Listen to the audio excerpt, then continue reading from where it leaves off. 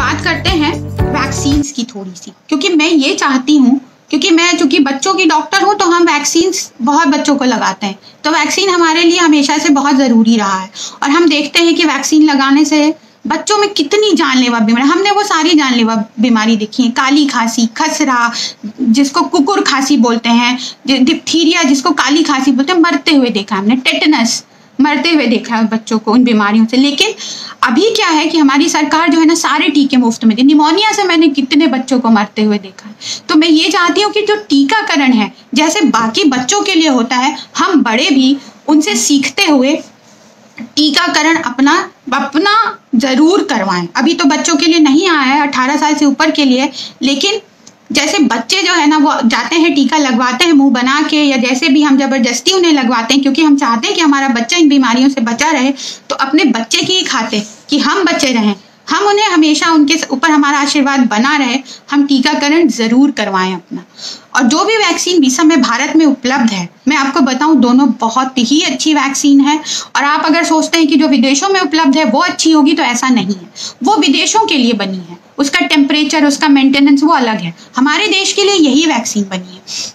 और मैं आपको अपना ही बताती हूँ, मैं दोनों डोज हम लोग को बहुत पहले मिल गया था, क्योंकि हम लोग तो डॉक्टर थे, हेल्थ केयर वर्कर्स को तो पहले मिला। और मेरे घर में जो है हमको मिल चुका था। मेरे घर में मेरी मेड भी संक्रमित हो गई थी, हमारा ड्राइवर भी संक्रमित था, और मेरी बेटी उन लोग के साथ रही 2-3 दिन उस संक्रमण के साथ ही, क्योंकि लक्षण आने के 2 दिन पहले से ही आप फैलाने लगते हो बीमारी। जिस दिन उसको लक्षण आए उसके बाद हमने उसको आइसोलेट किया, लेकिन उस 2 दिन एक्सपोजर के बाद भी मैं बची हूँ, मुझे इन्फेक्शन नहीं हुआ। और मेरी बेटी जो है उसको भी इन्फेक्शन नहीं हुआ। वो ये था कि हम लोग अपना सब खिड़की दरवाज़ा खोल के रखना और सब कुछ ये सब फॉलो करते हैं, और उसको बार बार हाथ धोना ये सब वो करती रहती है, इसलिए वो हम लोग बच गए, हम दोनों।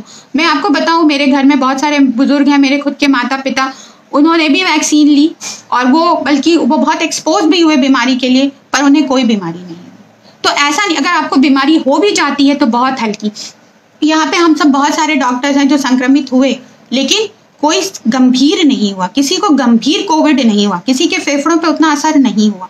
तो हम आपसे यही करेंगे हाथ जोड़ के कि आप वैक्सीन लें, क्योंकि अगर आप संक्रमण होता भी है तो कम से कम वो जानलेवा नहीं होगा। और दोनों वैक्सीन बहुत अच्छी हैं, बहुत ही अच्छी हैं। बच्चों के लिए मैं आपको बताऊं, सिर्फ और सिर्फ बचाव ही कारगर है। दवाइयाँ, कोई दवाई उनके लिए है नहीं। बड़े बच्चों के लिए तो आइवरमेक्टिन, डॉक्सीसाइक्लिन है, लेकिन उनका भी कोई रोल बहुत प्रूवन नहीं है। बुखार के लिए पैरासीटामोल है, लेकिन बस बचाओ, hand washing, masking, social distancing, यही बचा सकता है। और भीड़ में नहीं जाना, बच्चों को एक ग्रुप में खेलने से बचाना।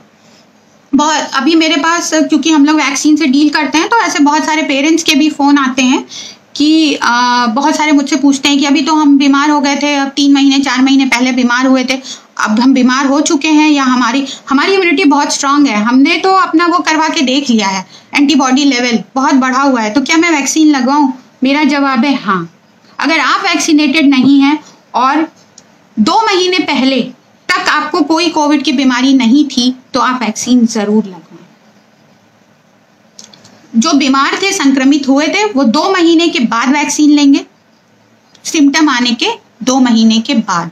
और सिम्टम अगर आप ठीक होने से जोड़ेंगे तो 6 हफ्ते के बाद आपको वैक्सीन लेनी ही लेनी है, क्योंकि क्या होगा उससे, जो एंटीबॉडी आपके अंदर बनी है बीमारी से, संक्रमण से, वो और बूस्टअप होगी, तो और ज़्यादा आपकी प्रतिरक्षा जो है वो और बढ़ जाएगी। आप कोविड से और उस वायरस से लड़ने की क्षमता बढ़ जाएगी। तो इसलिए आपको जो है वैक्सीन लेनी है, किसी भी कंडीशन में आपको वैक्सीन लेनी है। अगर आपको बहुत चीज़ें नहीं समझ में आ रही हैं तो आप अपने डॉक्टर से पूछ सकते हैं। अगर आप बीमार हो गए थे तो 2 महीने बाद वैक्सीन लीजिए, लेकिन वैक्सीन लेने से आपका जो है संक्रमण की जो वो है वो बहुत कम हो जाएगी डर। आप 2 महीने बाद वैक्सीन दीजिए। अगर आपने मान लीजिए पहली डोज ही लगवाई थी, उसके बाद आप संक्रमित हो गए तो कोई बात नहीं, आप संक्रमित हो गए, उसके जो है 1 महीने बाद या 6 हफ्ते बाद, मतलब 1.5 महीने बाद आप दूसरा डोज लगवा सकते हैं। आप जाके जिस दिन आप ठीक हो गए उसके 1.5 महीने बाद जाइए दूसरा डोज लगवा के। अब पहली डोज भी आपकी काम करेगी, उसी ने आपको बहुत गंभीर संक्रमण से बचाया।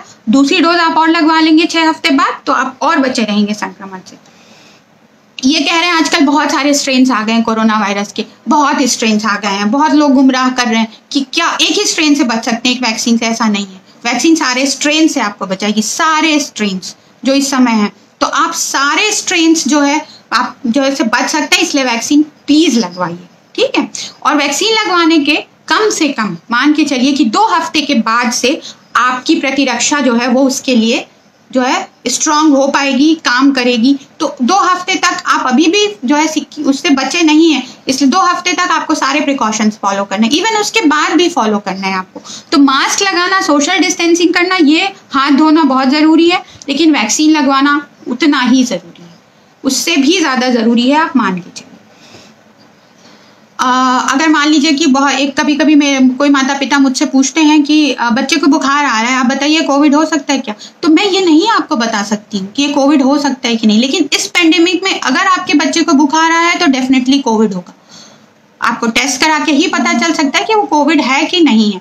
लेकिन आप हर बुखार को इस समय कोविड ही मानिए और उसी तरीके से इलाज करिए, आइसोलेट करिए, अलग करिए, पैरासीटामोल देना शुरू करिए, अच्छा खाना, पानी खूब सारा, ये बहुत जरूरी है। बच्चों में जो संक्रमण की जो लक्षण होते हैं बहुत लोग पूछते हैं, वही है सर्दी, हल्की खांसी, हल्का बुखार, बहुत ज्यादा जो है सुस्ती, शरीर में दर्द। बच्चे शरीर में दर्द बता नहीं पाते हैं, वो सुस्त हो जाते हैं।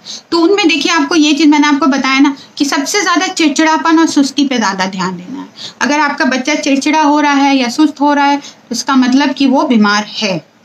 बाकी पेट में दर्द, लूज मोशन, उल्टी, ये सब भी वही लक्षण होते हैं जो बड़ों में होते हैं, कुछ अलग नहीं होते। लोग पूछते हैं हमसे बच्चों में टेस्ट कब कराएं, तो बच्चों में टेस्ट कब कराना है, जब आपके परिवार में कोई और परिवार के सदस्य संक्रमित हो या आपका बच्चा लक्षण दिखा रहा है, बुखार है, हल्की खांसी है, हल्का बुखार है, जुकाम है, मतलब पेट दर्द है, दस्त है, ये सब है तब। या फिर जैसा मैंने आपको बोला कि बुखार अगर हल्का फुल्का भी आया और 3 दिन के बाद तक बुखार चल रहा है, ठीक नहीं हुआ है, तो आप जरूर जांच कराएं, क्योंकि इस केस में बच्चे में जो है वो दिक्कत हो सकती है। और जांच कौन सी करानी है, जांच भी 2-3 तरह की हो रही है, RT-PCR, rapid antigen test, Covid antibody. तो आपको सिर्फ और सिर्फ RT-PCR कराना है। जब भी अगर RT-PCR ही कराना है, वही गोल्ड स्टैंडर्ड है। अगर RT-PCR की सुविधा नहीं उपलब्ध है तब आप एंटीजन टेस्ट के लिए जा सकते हैं। तो यही 2 आपको कराने हैं। कोविड एंटीबॉडी टेस्ट तब तक नहीं कराना है जब तक आपका डॉक्टर ना बोले, तो इसलिए सिर्फ 2 टेस्ट याद रखिए, RT-PCR, रैपिड एंटीजन, जिसमें RT-PCR ही याद रखिए, जब कराइए RT-PCR फॉर कोविड, ठीक है। जैसे कुछ इस परिस्थितियां आ जाती हैं, मैंने मतलब फोन आते हैं मेरे पास कि डॉक्टर साहब माँ और बच्चा दोनों पॉजिटिव हो गए, अब क्या करें। तो ठीक है, माँ और बच्चा दोनों पॉजिटिव हैं तो दोनों एक साथ रहेंगे, क्योंकि देखिए बच्चा माँ के बिना बहुत मुश्किल है। तो बहुत ज्यादा अगर माँ बीमार नहीं है, इतनी ज्यादा मतलब उसके फेफड़े ठीक हैं, मतलब वो घर में रह रही है, तो बच्चा माँ के साथ रहेगा। अगर माँ बहुत क्रिटिकल है, ICU जैसी कंडीशन है, तब तो अलग ही रखेंगे, लेकिन दोनों एक साथ रहेंगे। माँ पॉजिटिव है और बच्चे नेगेटिव हों तो ऐसा है कि अगर कोई बेहतर उपलब्ध हो, आपके पास कुछ है, आपके रिश्तेदार हैं जो उनकी देखभाल कर सकते हैं, तो आप उनको अलग कर दीजिए माँ से। लेकिन अगर कोई नहीं है देखभाल करने वाला, माँ ही है, तो फिर बच्चा भी माँ के साथ रहेगा, बच्चा भी मास्क पहनेगा, माँ भी मास्क पहनेगी। बहुत छोटा बच्चा है, 2 साल से नीचे का है, तो माँ को तो डेफिनेटली मास्क पहनना है। बच्चे और माँ को एक ही कमरे में आप रख सकते हैं, बहुत छोटा बच्चा है तो, लेकिन 2 फीट की दूरी होनी चाहिए उनके बिस्तरों के बीच में। बहुत छोटा बच्चा है तो उसको पालने में लिटा दिया, थोड़ा सा दूर रख दिया माँ से। माँ को जब दूध पिलाना होगा तो बच्चे को लेंगी, हाथ धोएंगी, बच्चे को लेंगी और मास्क पहन के उन्हें दूध पिलाएंगी, फिर वापस रख देंगी। तो ये चीज चलेगी। थोड़ा बड़ा बच्चा है तो वो तो माँ के पास ही रहेगा, मानेगा नहीं, तो माँ को हर समय मास्क पहनना होगा, समय समय पे हाथ धोते रहना होगा, ये चीज थोड़ा सा रखना होगा। कभी कभी ऐसा होता है कि बच्चा पॉजिटिव हो जाता है लेकिन माता पिता दोनों नेगेटिव होते हैं, वो केस थोड़ा सा वो रहता है। तो उसमें ये रहता है कि बच्चे को आप अकेले नहीं छोड़ सकते। हम लोग यहाँ पे ये चैलेंजेस बहुत फेस करते हैं। जैसे अगर बच्चा बहुत बीमार है, ICU में है, तो अटेंडेंट नहीं जाते उनके साथ, क्योंकि बच्चा इतना होश में ही नहीं रहता है कि वो माँ बाप को बुलाए भी। लेकिन अगर बच्चा जो है वो कम बीमार है और ऐसा है कि उसको हॉस्पिटलाइजेशन की जरूरत पड़ रही है, तो माता या पिता में से किसी एक को जाना पड़ता है बच्चे के साथ। तो वही सेम चीज, माँ मास्क पहने। और मैंने देखा है बहुत सारी माएँ अपने बच्चे के साथ रही कोविड पॉजिटिव वार्ड में और उन्हें इन्फेक्शन नहीं हुआ, क्योंकि वो मास्क पहनती रही, हाथ धोती रही, रोज नहाती रही, नहलाती रही, बच्चे का वहां पे खाना पीना सब मिलता रहा। तो संक्रमण की ऐसी नहीं है कि संक्रमण होके ही रहेगा, जरूरी नहीं है। बस ये है कि अगर आपने अपना प्रिकॉशन रखा है तो सब बढ़िया है। तो इस केस में बच्चा, तो कुल मिला के यही होता है कि अगर बच्चा है, आपका तबीयत नहीं ठीक है उसकी, तो आपको उसके साथ रहना है, तो आपको प्रिकॉशन रख के उसके साथ रहना है, क्योंकि उसको आपकी जरूरत है। हाँ, 2 साल के बच्चों के लिए मास्क पहन के आप रह सकते हैं, रखना है, रहना भी है। और मान लीजिए अगर आपको लगता है कि आपका बच्चा जो है वो पहले से, जैसे आजकल बहुत सारे बच्चे हैं जो एलर्जिक हैं, अस्थमैटिक हैं, डायबिटिक हैं, बहुत बच्चे हैं, लेकिन इनमें गंभीर कोविड की समस्या हो सकती है, या उनमें पैदाइशी ही कुछ फेफड़ों की बीमारी हो, पैदाइशी ही गुर्दों की बीमारी हो, पैदाइशी ही लिवर की बीमारी हो। ऐसे बच्चे एट रिस्क होते हैं, जैसे बड़ों में है वैसे ये भी एट रिस्क है। तो इस केस में क्या है कि आप अपने डॉक्टर से पहले दिन ही, अगर आपके बच्चे को फीवर आता है तो डॉक्टर से अपने सलाह लेते रहें। समय अगर ऐसा होगा कि उसकी बीमारी बढ़ेगी तो वो आपको हॉस्पिटलाइज करने का जरूर बोलेंगे। और अगर मान लीजिए आपका बच्चा घर में बीमार हो गया है, तो जैसे अभी आपको डॉक्टर प्रवीण ने बताया था इसके पहले कि उसका जो है आपको सैचुरेशन देखते रहना है, पल्स रेट देखते रहनी है। बच्चों में ना पल्स रेट बहुत जरूरी होता है, सैचुरेशन तो ठीक है। मान लीजिए आपका बच्चा है वो जो है 2 साल का है, उसकी पल्स रेट आ रही है 140, 150 और सैचुरेशन आ रहा है 99, तो इसमें आपको अलर्ट रहना पड़ेगा, क्योंकि 1 साल जो 2 साल का बच्चा है उसकी पल्स रेट जो है वो 120 से ऊपर नहीं जानी चाहिए, अगर वो बुखार ना हो तो इस तरह से आपको चीजें जो है, आपको लगता है कि 100 के ऊपर है और सैचुरेशन ठीक है, तो भी आप अपने डॉक्टर से बात करिए कि डॉक्टर साहब इसका पल्स रेट इतना है, वो आपको समझा देंगे। कि क्योंकि बच्चों में ना उम्र के साथ साथ पल्स रेट जो है, नॉर्मल पल्स रेट का जो रेंज है ना वो अलग अलग होता है, तो वो हर कोई याद नहीं रख सकता, तो आपने डॉक्टर से, लेकिन अगर बच्चा आपका बीमार है तो ये चेक करते रहिए, उसको कॉपी में लिखते रहिए, और सुबह शाम एक बार अपने डॉक्टर को लिख के उसकी फोटो जरूर भेजिए कि आज का ट्रेंड ये था, तो वो आपको जरूर इस पे बताएंगे कि अच्छा ऐसा था। और साथ में बुखार का भी आज का ट्रेंड ये था, तो सुबह शाम अपने डॉक्टर से कांटेक्ट में रहिए और उनको भेजते रहिए, तो उनको पता रहेगा कि कब आपके बच्चे को किस चीज की जरूरत है, वो आपको सही सलाह देते रहेंगे। खूब पानी पिलाएं, अच्छा खाना खिलाएं, हल्का आहार दें और स्वच्छता बनाए रखें। मैंने कहा जहां आपको गंदगी दिखे उसे जरूर साफ करें। साथ में विटामिन सी, जिंक, वो सब दवाइयां आपके डॉक्टर आपको बताएंगे। हमेशा बच्चों के लिए मैं आपको यही सलाह दूंगी कि अगर आपको हल्का भी उनको लगता है कि ये बीमार है, आप तुरंत अपने डॉक्टर से सलाह लें, भले वो ऑनलाइन टेली कंसल्टेशन ही क्यों ना, व्हाट्सएप पे ही क्यों ना आपकी बात हो रही हो, वीडियो कॉल कर लें, नहीं तो बात ही कर लें, पर उनसे सलाह लेके ही उनको दवाइयां दें। ऐसे ना दें कि नहीं अरे कोरोना है, कोविड है तो हम कोविड की कोई भी दवाई दे देंगे, ऐसा नहीं चलेगा बच्चों में। उनमें आपको उनसे पूछ के ही दवाई देनी है, और खासतौर से स्टेरॉइड के लिए बिल्कुल पूछना है। इवन पैरासीटामोल भी बिना डॉक्टर से पूछे नहीं देना चाहिए बच्चों को, मैं आपको बताऊं। फिर अभी बीच में जो है डॉक्टर प्रवीण का वो चल रहा था जो है, तो उस समय कुछ लोगों ने सवाल पूछा कि क्या माँ जो है, जो माँ दूध पिलाती हैं अपने बच्चे को या जो प्रेग्नेंट हैं वो कोविड वैक्सीन ले सकती हैं, तो मैं यही बोलूँगी कि नहीं, अभी गवर्नमेंट ने रिकमेंड नहीं किया। प्रेग्नेंट लेडीज और जो लैक्टेटिंग मदर्स हैं उनके लिए वैक्सीन नहीं अभी बोला है, उनमें अभी ट्रायल्स चल रहे हैं, एक बार अप्रूव हो जाएंगी तो उनको भी मिलेंगी। जो माँ बच्चों को स्तनपान कराती हैं अगर वो संक्रमित हैं तो उन्हें फिर भी अपने बच्चे को मास्क पहन के, हाथ धो के स्तनपान कराना चाहिए। ब्रेस्ट फीडिंग बहुत जरूरी है, वो आपको बहुत सारी बीमारियों से बचाएगी। एक सज्जन का सवाल था कि उनका 2.5 साल का बच्चा है, 3 दिन से बुखार आ रहा है, 102 था, कम हो जाता है पैरासीटामोल लेने पर, उन्हें क्या करना चाहिए? अच्छा, तो अभी किसी सज्जन जी ने पूछा है कि उनके बच्चे को जो 2.5 साल का है उसको 3 दिन से हाई ग्रेड फीवर आ रहा है जो पैरासीटामोल से कम हो जाता है। तो सर प्लीज आप किसी भी वहाँ पे, मैं अगर आपको सुझाव दूंगी तो आपको कुछ टेस्ट कराने चाहिए अपने बच्चे के इस समय, जैसे कि CBC, CRP और फेरेटिन। अगर ये जो है आप करा लेंगे उसके बाद ही लाइन ऑफ ट्रीटमेंट डिसाइड हो पाएगा। और अभी तो आप मान के चलिए कि वो कोविड ही है और आप उनको पैरासीटामोल अगर आप 6 घंटे में देते हैं तो 4-4 घंटे में देना शुरू कर दीजिए। वो 2.5 साल के हैं तो अराउंड 12 या 12 किलो के होंगे ज़्यादा से ज़्यादा, तो आपको उनको जो है अगर आप देखेंगे तो आपको अगर पैरासीटामोल जो है 180 mg जानी है तो आप अपना सिरप देख सकते हैं कि आपके पास कौन सी सिरप है। 5 ml में 120 mg वाली है या 5 ml में 250 mg वाली है, उसके हिसाब से आप 180 mg उनको दें हर 4-4 घंटे में, ताकि बुखार कंट्रोल रहे। खूब बीच में हाइड्रेशन, दूध, पानी, 2.5 साल के हैं तो साथ में थोड़ा दलिया, खिचड़ी या आप जो है तरबूज, खरबूज उनको जो है मसल के खिलवा सकते हैं। और विटामिन सी और जिंक जो है उनको 5 ml एक सिरप आता है जिंक का, 5 ml रोज देना है आपको 14 दिन के लिए। और विटामिन सी जो है वो एक टैबलेट आती है, सिरप भी आता है विटामिन सी का, तो अगर सिरप लेंगे तो 1 ml सुबह शाम देंगे। तो ये चीज जो है आपको करना है। और साथ में ये टेस्ट CBC, CRP और सीरम फेरिटिन अगर आप करवा पाए तो आप करवा के मुझसे बात कर सकते हैं। आप वहाँ के किसी आसपास के जो भी आपके आसपास चाइल्ड स्पेशलिस्ट हो उनसे जरूर बात करिए। अभी आपके बच्चों को कब गंभीर समझना है, जो हमने आपको बताया कि हाई ग्रेड फीवर किसको कहते हैं बच्चे में, तो वो होता है 100.4, 100.4 के ऊपर अगर आपके बच्चे को बुखार आ रहा है, 3 दिन से ज्यादा हो गया है, 4-5वां दिन है, और तब भी आप पैरासीटामोल देने के बाद भी जैसे अभी ये जो बता रहे थे इसमें आ रहा है, तो आपको थोड़ा सा अलर्ट हो जाना चाहिए और अपने डॉक्टर से बात करना चाहिए।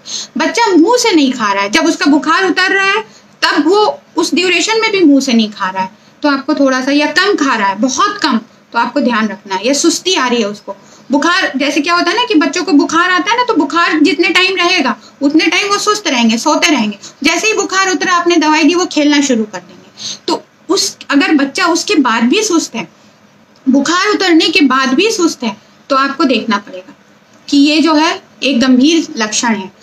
उनके सांस लेने की गति तेज हो गई है। जैसे आप नॉर्मली सभी माता पिता को पता होता है कि उनका बच्चा कैसे सांस लेता है, लेकिन अब बुखार आता है तो आप देखिएगा, कभी ध्यान से बुखार आ रहा है बच्चे को तो वो बहुत तेज सांस लेते हैं। लेकिन अगर आपको लग रहा है कि बुखार उतरा है, उसके बाद भी बच्चा हमारा खेल तो रहा है या बैठा हुआ है लेकिन वाला सांस ले रहा है, तो गड़बड़ है। और SpO2 पल्स ऑक्सीमीटर, जैसे कि डॉक्टर प्रवीण ने आपको बताया था कि आपको हमेशा आप खरीद के रख लेना चाहिए, तो उससे बच्चों का जो है वो आपको मॉनिटर करते रहना है SpO2। और जब भी 95 से कम दिखता है आपको या 95 दिखता है, आप अपने डॉक्टर से बात कर लीजिए, ठीक है। और जैसे बताया कि बच्चों में भी उल्टा पेट के लिए, बच्चे बहुत सारे बच्चे मैं देखती हूँ पेट के बल लेटना बहुत उनको अच्छा लगता है, तो उन्हें लेटने दीजिए। पेट के बल लेटना उनके लिए बहुत अच्छा है। और जो है आप जो है इसमें जो है ये सारे लक्षण अगर आ रहे हैं या इनमें से कोई एक भी लक्षण है, तो आप तुरंत अपने डॉक्टर से जो है बात करिए। वो आपको टेस्ट बताएंगे, वो आपको दवाइयाँ भी बताएंगे और आपकी मदद पूरी करेंगे। कुछ बच्चों की माएँ हमसे पूछती हैं कि डॉक्टर साहब, वो रूटीन वैक्सीनेशन के लिए भी पूछती है, सिर्फ कोविड तो बच्चों में लगा ही नहीं रहे, तो रूटीन के लिए कि डॉक्टर साहब हमारा बच्चा जो है वो कोविड पॉजिटिव हो गया है और 2 हफ्ते बाद है इसका टीके का डेट है, तो ले आके लगवाएं कि नहीं। टीका जरूर लगवाएं। बच्चों का जो टीकाकरण है, जो जिस टाइम पे, जिस उम्र पे लगना है जो टीका, वो बहुत जरूरी है। तो उसके लिए मैं आपको एक सलाह दूंगी कि वो टीकाकरण बाधित नहीं होना चाहिए कि कोरोना है इसलिए। तो आप एक ऐसी अस्पताल को देखिए या ऐसे छोटे से जो है क्लिनिक को देखिए जहाँ पे भीड़ ना रहती हो, जो कोविड हॉस्पिटल ना हो, नॉन कोविड हॉस्पिटल हो और वहाँ भीड़ ना हो। तो वहाँ पे आप जो है उनसे बात करिए और ले जाके अपने बच्चे का टीकाकरण कराइए। पर उस अस्पताल में बिल्कुल मत जाइए जिसमें बहुत भीड़ हो, या अगर आपके घर के आसपास ऐसा कोई अस्पताल नहीं है जिसमें कम भीड़ हो, या जो आपके घर के आसपास कोई नॉन कोविड हॉस्पिटल नहीं है, तो आप अपना टीकाकरण जो है वो अभी के लिए रोक दीजिए। वो फिर जब कोविड कम हो जाएगा, संक्रमण दर कम हो जाएगी, तो उस समय लगवा सकते हैं, हम उसको डीले कर सकते हैं। लेकिन ये नहीं है कि हम जो है बहुत जरूरी है, एकदम मस्त ही है कि जाके एकदम खुद को इन्फेक्शन लिए हैं कोरोना का, नहीं। बस अगर आप बचाव करते हुए बच्चे को टीकाकरण करा सकते हैं तो बहुत अच्छा है, बिल्कुल कराइए, और नहीं तो मत कराइए। मान लीजिए अगर आपका बच्चा कोविड पॉजिटिव था, संक्रमित था, और उसका संक्रमण बहुत ज्यादा हो गया या उसको मिस हो गया, मल्टी सिस्टम इन्फ्लेमेटरी सिंड्रोम, उस केस में उनको स्टेरॉइड्स दिया जाता है या इम्यूनोग्लोबुलिन्स दिया जाता है। तो उस केस में बच्चों का टीकाकरण, जो रूटीन टीकाकरण भी है, वो हमको जो है 3 महीने तक रोकना पड़ेगा, 3 महीने के बाद ही लगवा सकते हैं। तो उस केस में आपको थोड़ा सा ध्यान रखना पड़ेगा। कुछ लोग मुझसे कोविड वैक्सीन के लिए ये पूछ रहे थे कि पहली डोज तो डॉक्टर साहब लग गई थी कोविशील्ड की, दूसरी डोज क्या कोवैक्सीन लगवा लें या इंतजार करें कि फाइजर और मॉडर्ना की जब आएगी तब लगाएंगे? तो ऐसा नहीं है। आपने अगर पहली कोविशील्ड लगाई थी तो दूसरी भी कोविशील्ड ही लगाना है, मस्ट लगाना है, बहुत जरूरी है। और किसी के और कोई सवाल हो तो वो पूछ सकता है, हम लोग जवाब देंगे उसके। लेकिन बच्चों के लिए मैं यही कहूंगी कि आपको थोड़ा सा उनके साथ इन्वॉल्व होना पड़ेगा। और मैं आपको सच बताऊं तो बच्चा पालना, पेरेंटिंग या बच्चों को जो सिखा रहे हैं, जैसे अभी माता पिता हैं, वो सब हीरो हैं। क्योंकि बच्चों को मतलब बहुत ही वो उनके लिए हर चीज आपको अलग करनी पड़ती है। वो बड़ों की तरह समझदार नहीं होते, पर वो बहुत जल्दी सीखते हैं। इसलिए आप सब जो है, सारे माता पिता जिनके घर में बच्चे हैं, सारे दादा दादी, नाना नानी, चाचा सब लोग जो बच्चों के साथ हैं, सब हीरोज हैं। और मैं सबको जो है प्रणाम करती हूँ। और आप सब जो है इस पैंडेमिक में भी अपने बच्चों की इतनी अच्छी देखभाल कर रहे हैं, इन सब के लिए मैं आप लोगों की बहुत आभारी हूँ। हमेशा आप लोग ध्यान रखें और अपने आप को जो है वो सुरक्षित रखें, सारे प्रिकॉशंस फॉलो करते हुए। धन्यवाद।